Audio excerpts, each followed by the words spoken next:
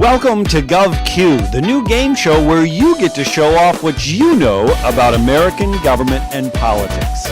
My name is Mr. Review, and I'm here to make the complex simple and the confusing clear. How does Govq work? Simple.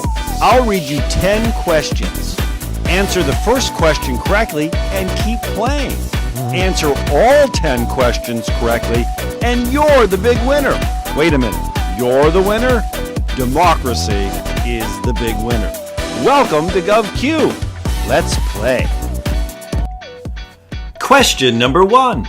The federal officer who is responsible for running the Executive Department of Justice, in essence, the Chief Legal Officer of the United States, is called the Attorney General, the Solicitor General, the Secretary of Legal Services.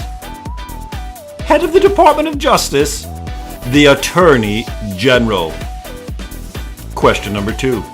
The federal officer who is responsible for arguing the government's position before the United States Supreme Court, in essence, the chief lawyer of the United States, is called the Attorney General, the Solicitor General, the Secretary of Legal Services.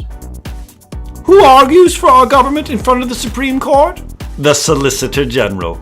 Question number 3. Jurisprudence is a legal word meaning the study of how cases get to the Supreme Court, the study of how lawyers reach to the top of their profession, the study of how legal decisions are made. Jurisprudence, a Latin phrase, juris courts, prudence, good decision making. Jurisprudence means the study of how legal decisions are made. Are you an activist or do you practice restraint? We're talking about jurisprudence. Question number 4. Which of the following best protect judges from popular criticism?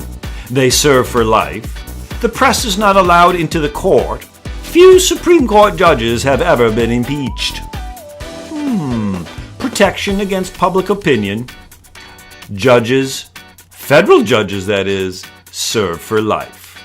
Question number 5. Another name for a judge who practices jurisprudence of original intent is strict constructionist, an activist, liberal. Original intent, looking back at what the legislators meant when they first wrote it, sounds pretty conservative to me. Sounds like a strict constructionist.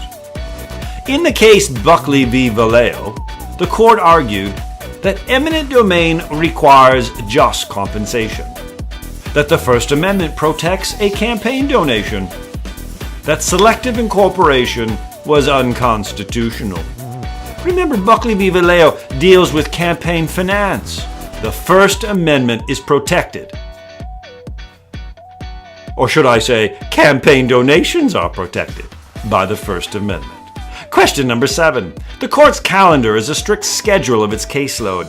Another name for the court calendar is docket, book, per curiam.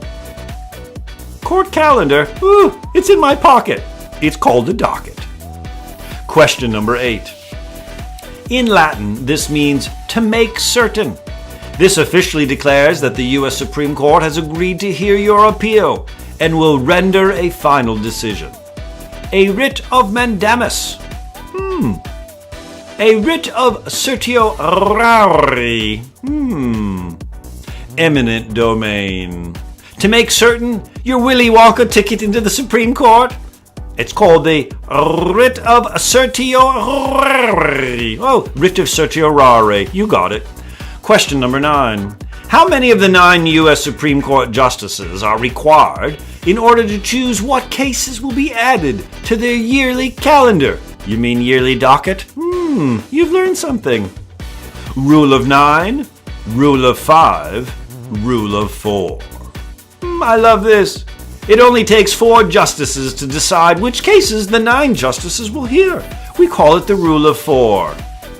And finally, question number 10. Are you in it to win it? Have you gotten them all right so far? Let's see. Let's get all 10. When the U.S. Supreme Court is formally influenced by outside elites, even though these voices are not a part of a case, It is called eminent domain. In forma pauperis. Amicus curiae brief. Sounds to me like outside elites are playing a disproportionate role in their influence of Supreme Court decisions. When elites do this, they file this. It's called an amicus curiae brief. How'd you do? Did you get all 10 questions correct? Wonderful! You're the big winner. And you're not just the winner. Remember what James Madison said, the very success of democracy depends upon the knowledge and skills of its citizens. Sounds to me like you're making our democracy stronger. I'm Mr. Review. I'm here to make the complex simple and the confusing clear.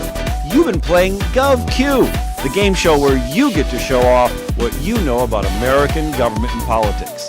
See you next time on GovQ.